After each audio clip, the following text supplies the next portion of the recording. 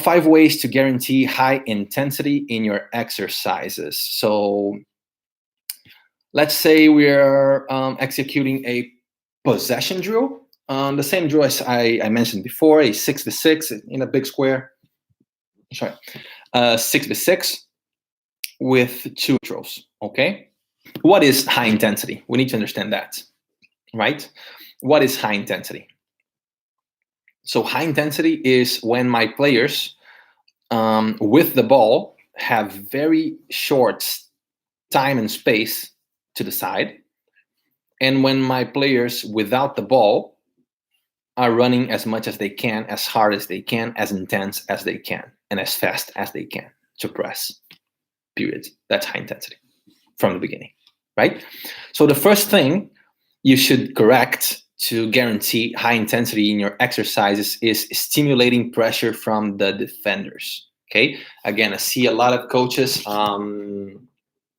setting up a possession exercise, and they never ever correct defenders. Defenders run at their pace. Coach never intervenes. If they are walking, they're just walking. The coach just accepts it. And if they run a little bit, they run. If one runs and the other walk, coach never says anything. So this is not intensity. This is not the hardest scenario that the attackers could face. Okay. So again, to reach the highest intensity you can reach, you have to think that your players have to deal with the worst situation possible. What is the worst situation possible for a team with the ball? That the other team, every player in the other team presses as high as they can. That's the worst situation possible, correct? So stimulate that. That's the first thing you need to stimulate in a possession drill, for example, if you want intensity. Okay, so high pressure from the defenders, number 1. Number 2, you as a coach need to help your players maintain high intensity in the exercise. And how can you, a coach, intervene in the exercise? Well, balls will go out, right? The exercise has limits, right? Here, for example, in the square, when the ball goes out, it's out of play, right? So tell your players, do not go for the ball. Whenever the ball goes out through here, I'm gonna put a new ball in here. That's it. Okay.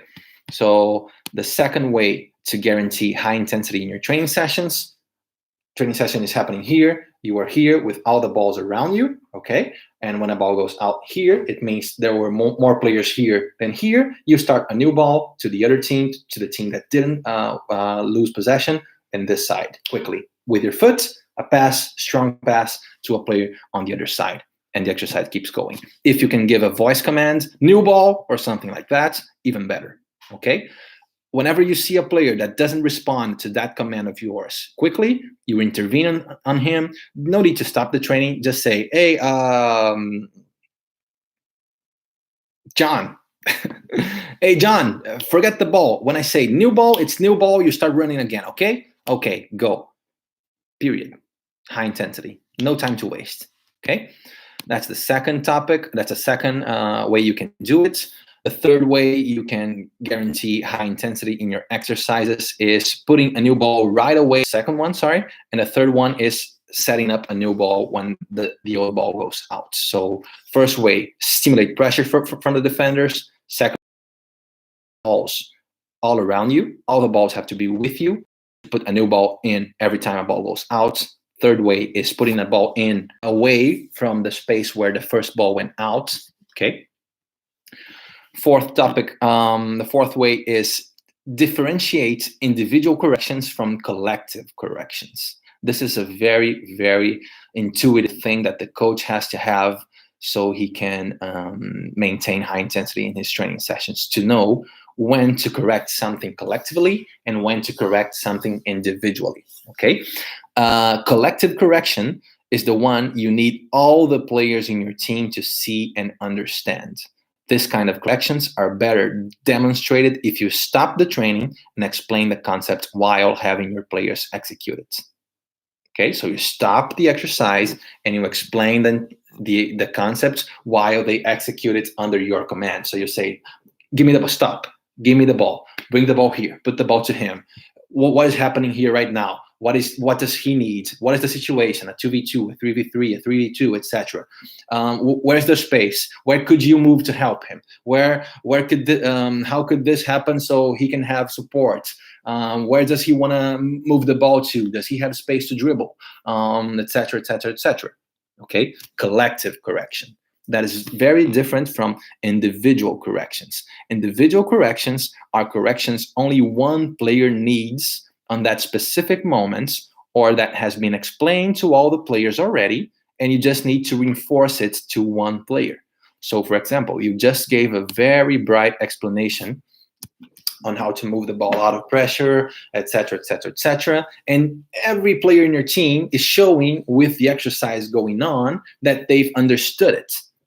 Okay, and then you see that you have that one player that didn't understand it, that is losing the ball over and over again in the same situation where every other player is solving the situation correctly. You're not going to stop the exercise just because of him, right? So you can just call him and talk to him, or you can just give him feedback as he's doing correct or wrong things as he plays. So, for example, if he does something wrong, but before doing something wrong, he did something right, first, reinforce the right thing he did. Hey, John, that's very good, man. You lost the ball, but you controlled to the right space and you saw the right information. Very good. You're going to do it next time. Just consider that the guys might come in a different situation, or check in, or whatever, right?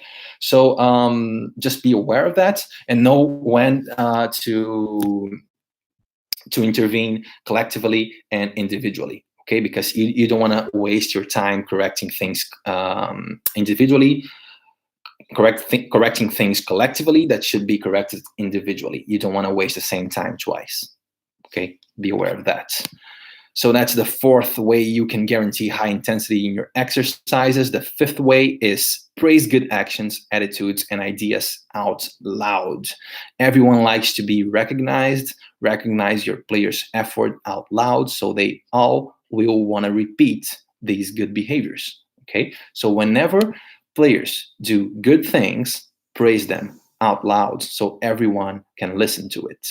You know why? Because when John does something good and the coach says, "Hey, John, very good control, man. You got rid of that pressure on the first touch as you controlled attacking the free space, and that gave you space to attack the even more free space you had after that by dribbling. You fix the opponent and you pass, creating a 2v1. That's awesome, John." When Mark listens to that, he's going to think, "Oh, I want the coach to tell me that too. I want the coach to praise me out loud in front of everyone. Why not? I'm going to try to do that too." That's it. You're just stimulating everyone to do the correct thing and behave the correct way towards the concepts you want them to do. That's it. Just praise them. Everyone needs praise. We are humans. We love when people recognize what we are doing. Just show your players you know what they are trying to do, even when they do something wrong. Don't praise your players when everything goes right. Praise your players when everything goes wrong. When everything goes wrong, when your keeper is trying to move the ball out from the back and delivers the ball exactly on the opposite striker, on the opponent's striker's foot, and he scores a goal against your team, praise your keeper, for example. Hey, if it's the beginning of